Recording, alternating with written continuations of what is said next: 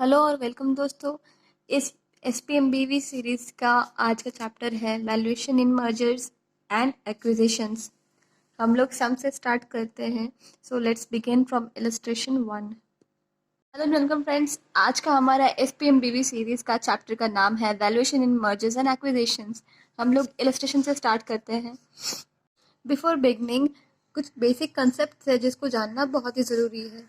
सो इस चैप्टर में एक बाइंग कंपनी होगा जिसको बिडर भी बोलते हैं, और एक सेलिंग कंपनी होगा जिसको टारगेट कंपनी भी बोलेंगे या टारगेट। सो बाइंग कंपनी जो है वो सेलिंग कंपनी या टारगेट का नेट एसेट्स एंड लाइबिलिटीज ले लेगा और बदले में परचेज कंसिडरेशन गिव आउट करेगा। Okay, net assets equals to total asset minus outside liability. Outside liability से सारा एसेट्स को माइनस कर देंगे तो हमारे पास नेट एसेट्स बच जाएगा।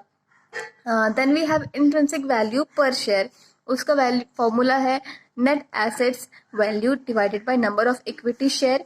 Book value of shares, sorry book value per share, तो उसका फॉर्मूला होगा BV of book value of net assets divided by number of equity shares. और कुछ कॉमन थिंग्स है जैसे कि सेल्स लेस वीसी कंट्रीब्यूशन, ये सब हम लोग डिराइव करके ईबीआईटी डिराइव कर लेंगे। ओके, बहुत ही इजी है। सेल्स से हम लोग वेरिएबल कॉस्ट लेस करेंगे, हमारा कंट्रीब्यूशन आएगा, उससे फिक्स्ड कॉस्ट लेस करेंगे, ईबीआईटी आएगा, इंटरेस्ट लेस करेंगे, ईबीटी आएगा, देन टैक्स लेस करेंगे तो पैट या फिर ईएटी आएगा, अर्निंग आफ्टर टैक्स या प्रॉफिट आफ्टर टैक्स।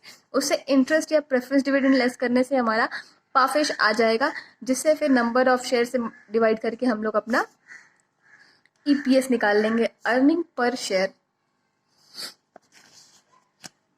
कुछ और भी इंपॉर्टेंट फॉर्मूलाज है। See EAT to equity shares divide by number of equity share, तो हमारा ईपीएस आ जाएगा। पीई का फॉर्मूला है MPS divided by EPS. Price by earning. Exchange ratio जो स्वैप रेशियो भी बोलते हैं। सो स्वैप रेशियो यहाँ पर एक ट्रिक है, acquire divided by acquiree. Exchange ratio ये डिटरमाइन करने में हेल्प करता है कि टारगेट कंपनी को कितना शेयर्स इशू किया जाएगा बाय द बिडर कंपनी। तो इसका बेसिक फॉर्मूला होता है EPS of T limited target company divided by earning per share of B bidder limited company, okay, into number of equity shares of T limited. So ये हमारा formula है। यहाँ पे EPS को हम लोग एमपीएस से भी रिप्लेस कर सकते हैं और एनएवी से भी रिप्लेस कर सकते हैं। So we will have the exchange ratio. See, based on EPS, we have EPS of acquiring company divided by EPS of acquired company divided by acquiring company. Then other formulas, post merger EPS, उसका formula है post merger PAT of company A plus PAT of company B plus synergy benefit। उसका ये divide करें, मतलब अगर हम distribute करें तो ये टूट कर बनता है, और इस यही हमारा पोस्ट मर्जर पैट है divide by post merger number of equity shares. We have some other formulas also, just you can have a look. Okay, now let's begin with the illustrations. Illustration 1, risk-free rate given is 5.5%, market price of risk is 7%. ये हमारा market price जो है ये market risk premium है. Okay, company's beta 1.2%. So here we have the formula. We already know what is the formula here. Cost of equity निकालने के लिए क्या किया है? Just a sec. The formula here is, यहाँ पे जो formula used हुआ है KE cost of equity equals to RF risk free rate plus market premium beta into market premium. Market premium का फॉर्मूला होता है RM minus RF। Okay, so इस formula को यहाँ पे ब्रेकअप करके गया है। So we have risk free rate 5.5%, we have market premium 7% and beta given is 1.2, we have cost of equity 13.9%। Very easy sum to start with. Now illustration 2, cost of debt 8%, tax rate 40%, capital structure debt 40, equity 60. Okay, so we will calculate WACC, weighted average cost of capital. ये हमारा inter में भी हम लोग बना चुके हैं। So this is very easy, but just have a look how to solve this. Table में आप बनाएंगे तो बहुत ही easily solve होगा। सी कैपिटल हमारा क्या है, इक्विटी एंड डेट। हमारे पास परसेंटेज वेट कितना गिवन है, 60% और 40%। सो इसको हम लोग 0.60 और 0.40 से भी लिख सकते हैं। इसको ए मान लेते हैं एंड देन के वी हैव बी। के क्या है हमारा कॉस्ट। सी कॉस्ट ऊपर वाले क्वेश्चन में हम लोग कॉस्ट ऑफ इक्विटी डिराइव किए थे 13.9%, we will write that here. Okay, ये डेसिमल में कर लिए हैं हम लोग percent. Then cost of debt निकाल लेंगे हम लोग फॉर्मूला पे बेस करके। ये हमारा 1 माइनस टैक्स रेट है और ये cost of debt 8% given in book, we will utilise that. Okay, I 1 minus T हमारा डेट फॉर्मूला है, we will use it here और हमारा वैल्यू आ जाएगा कॉस्ट ऑफ डेट का। देन ए इंटू बी, यहाँ पे हम लोग दोनों का निकाल लेंगे, we will have this value, we will add it up, हम लोग ऐड कर लेंगे और परसेंटेज में उसका वैल्यू निकाल लेंगे 100 से मल्टीप्लाई करके। So we have weighted average cost of capital as 10.26%। Okay, also friends check in the description below, आपको वहाँ पर बहुत सारे CMA final group 3 law related videos, law revisionary videos, tax revisionary videos and watch them, you will find it helpful. और अगर पसंद आए तो लाइक कीजिए and subscribe my channel for other more videos which are yet to come. Illustration 3, company A and company B है। Market price per share company A का 75 rupees, B का 15 rupees. Number of share 1 lakh and 60,000 respectively. Market value of the company is 75 lakhs and 9 lakhs. Assume company A intends to pay 12 lakh cash for company B. So यहाँ पर merger take place हो रहा है और company A जो है merge कर रही है, company means company A is acquiring company B, okay? And A intends to pay rupees 12 lakh cash for company B. Now share price in the market is expected to accurately reflect the true value of the company. Means जो market price में जो share का price है, जो MPS, वो reflect कर रहा है true value of the company. हम लोग को मार्केट प्राइस लेना होगा। Now cost to the bidder company A, company A के लिए कॉस्ट क्या होगा जो वो पे कर रही है to B, less the market value of company B. मतलब जो कंपनी बी का वैल्यू है उससे हम लोग पेमेंट लेस करेंगे, तो अबव कॉस्ट जो ए पे कर रहा है means over and above the market value B का जो है उससे ज़्यादा जो वो पे कर रहा है वो आ जाएगा कॉस्ट टू द बिडर। मतलब कंपनी ए इंटेंस टू पे 12 लाख, ओके, लेकिन मार्केट वैल्यू कंपनी बी का है सिर्फ 9 लाख। सो कंपनी ए कितना एक्स्ट्रा पे कर रहा है, 3 lakhs। This is the cost to the bidder company. Bidder company यहाँ पर ए है। Now company A is paying 3 lakhs for the identified benefits of the merger, okay. Cost to company A, okay, तो 3 लाख तो वो पे कर ही रहा है, प्लस स्पेकुलेटेड एलिमेंट जो है 60,000 बी का शेयर है, नंबर ऑफ शेयर्स इनटू ₹2 जो स्पेकुलेशन एलिमेंट है कॉस्ट में,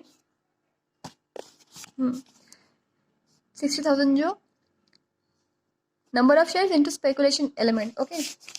then we have here 4,20,000, okay, ये हमारा कॉस्ट टू ए पड़ जाएगा। नाउ वर्थ ऑफ बी कितना है, worth of B, see share price हमारा गिवन है 15, इसमें जो 2 है वो स्पेकुलेशन एलिमेंट है।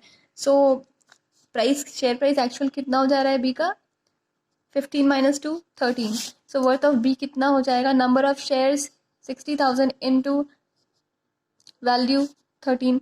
सो 16 into 13 we will have 7,80,000, okay, we will have here 7,80,000।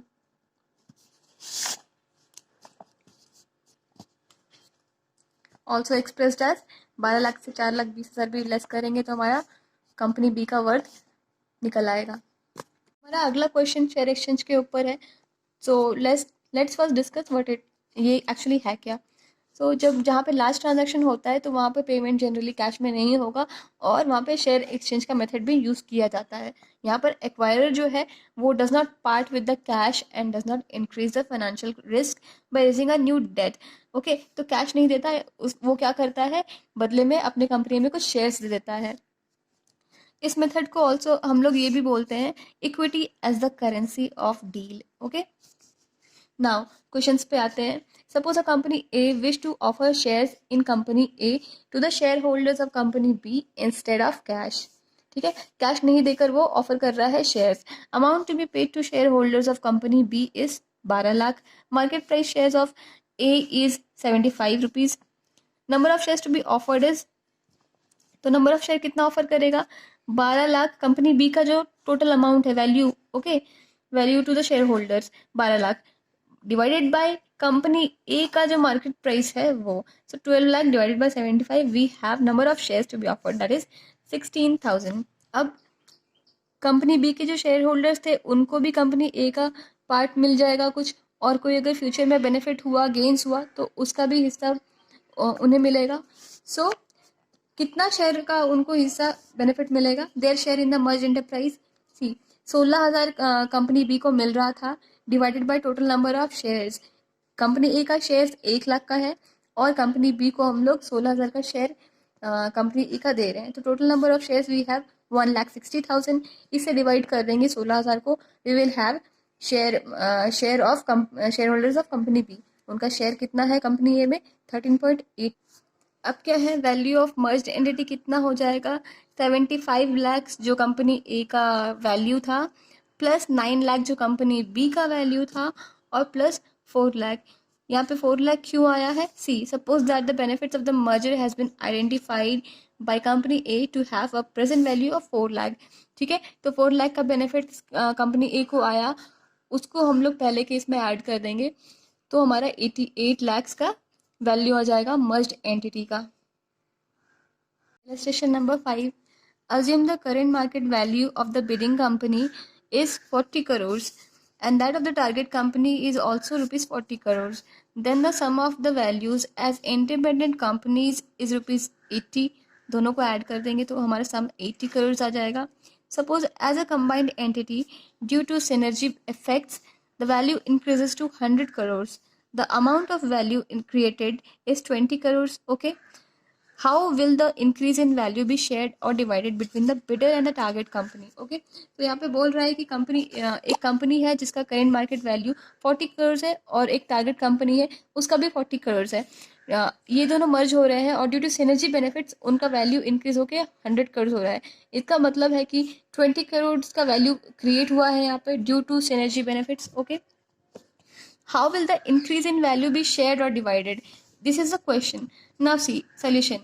Targets usually receive a premium. जो टारगेट कंपनी होती है जिसको एक्वायर किया जाता है उनको बदले में कुछ प्रीमियम मिलता है। Okay, purchase consideration premium. Okay, if the bidder page the target a premium of less than 20 crore, यहाँ बोल रहा है केस ए। सी,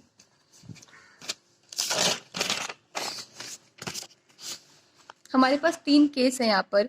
पहला केस, अगर बिडर कंपनी जो है वो 20 करोड़ से कम पे कर रही है, इन दैट केस टारगेट जो बिडर कंपनी है it will share increase in value. अगर 200 करोड़ से कम पे कर रही है तो वो इंक्रीज इन वैल्यू शेयर करेगी। Example, paid 50 that is 10 of 20 crore. अगर 50% हम लोग पे कर रहे हैं okay of the credit value, मतलब हम लोग 20 करोड़ का 10 करोड़ पे कर रहे हैं, तो शेयर वैल्यू कितना हो जाएगा? 10-10 each increase in value share कर रहा है bidder company. Case B, bidder company जो है वो 20 करोड़ पे करता है, पूरा का पूरा 20 crore as premium. In that case जो इंक्रीज इन वैल्यू हुआ था उसका कुछ भी शेयर बिडर को नहीं मिल रहा, no increase in value. Example से समझते हैं, paid 60 crore. Okay, so synergy benefit हमारा 20 करोड़ 20 करोड़ हाँ, या 60 कैसे हुआ? 40 करोड़ उसका जो वैल्यू था प्लस 20 जो उसको एक्स्ट्रा बेनिफिट आया, तो we have 60 crore. So synergy benefit जो हमारा आया था 20 crore less amount paid to B, वो एक्स्ट्रा जो था वो 20 करोड़, तो हमारा टोटल वैल्यू घटकर 0 हो गया, nil. Case C, if bidder pays more than 20 crore okay, value will decrease. जैसे कि अगर वो 70 करोड़ पे कर देता है तो 70 माइनस 40 जो उसका एक्चुअल वैल्यू था, मतलब 30 करोड़ एक्स्ट्रा पे कर रहा है, तो बेनिफिट कितना होगा? 20 करोड़ का सिनर्जी बेनिफिट था प्लस लेस अमाउंट पे किया 30 करोड़, सो उसका जो वैल्यू बचा है वो लॉस में है 10। सो वैल्यू डिक्रीज हो जाएगा बिडर कंपनी के लिए, ओके, एक्वायरिंग कंपनी के लिए। इलस्ट्रेशन नंबर 6, एक एक्वायरिंग कंपनी है जो कंसिडर कर रहा है acquisition of a target company for in a stock for stock transaction in which target company को ₹90 मिलेगा for each share of its common stock. Acquiring company does not expect any change in its price or earning ratio multiple after the merger and chooses to value the target company conservatively by assuming no earning growth due to synergy. We have to calculate purchase price, premium, exchange ratio and much more. Okay, सो इस तरह का question करने के लिए हम लोग एक basic table draw करेंगे और उसमें कुछ बेसिक इंफॉर्मेशन गैदर कर लेंगे. Okay, so let's start. सबसे पहले टेबल बना लेंगे एक्वायरिंग कंपनी और टारगेट कंपनी. ठीक है, ए अर्निंग्स, ए का है 2,50,000, बी टारगेट कंपनी का है 72,500, बी नंबर ऑफ शेयर्स, ई का है 1,10,000, टी का है 20,000. Market price, so we will have market price here rupees 50 और यहाँ पर rupees 60. so easily हम लोग EPS निकाल लेंगे.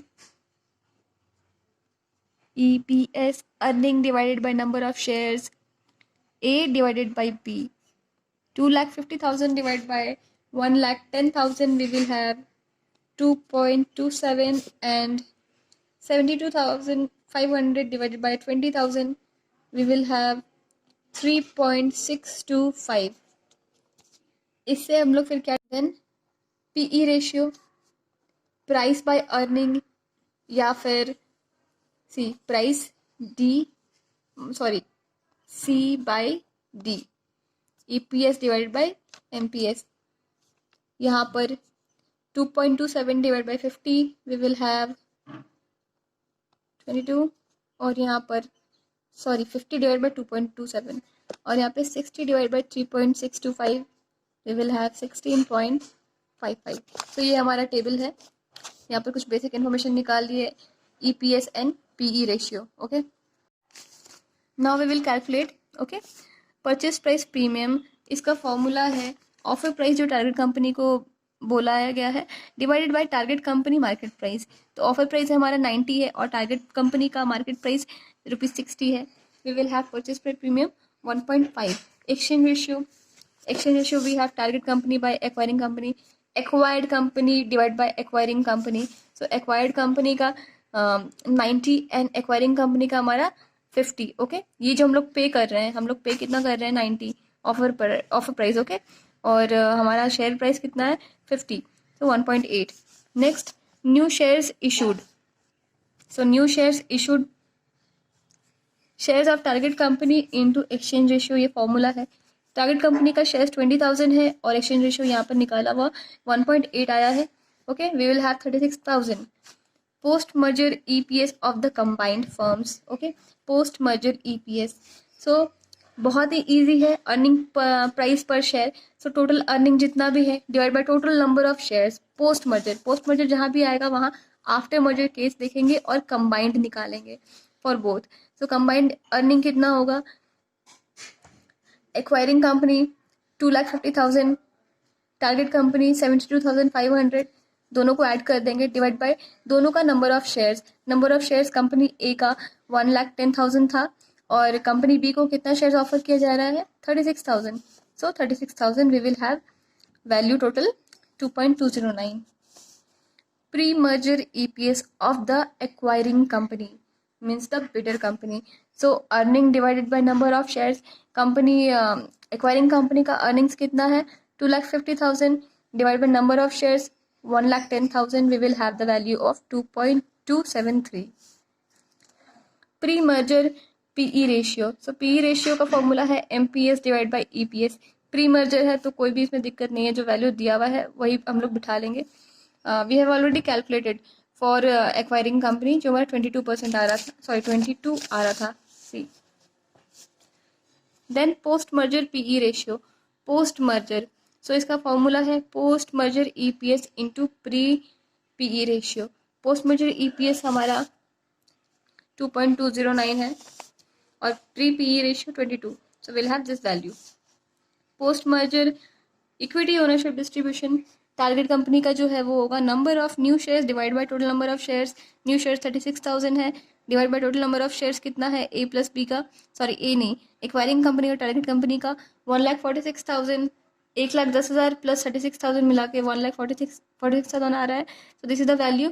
और एक्वायरिंग कंपनी के लिए हो जाएगा 100 माइनस इसका परसेंटेज. सो इक्विटी ओनरशिप टारगेट कंपनी का 24.66% और ए का 100 माइनस जितना टारगेट कंपनी को मिला, सो उतना होगा ए का. क्वेश्चन बहुत सारा फॉर्मूला यूज़ करके बनाया हुआ है और इस तरह का क्वेश्चंस बहुत सारा इंस्टीट्यूट मटेरियल में गिवन है. सो फॉर्मूला याद रखना और अगर बेसिक क्लियर हो तो ये बहुत ही इजीली बन जाएगा. Okay, thanks for watching the video guys. Like this video and subscribe my channel for more videos.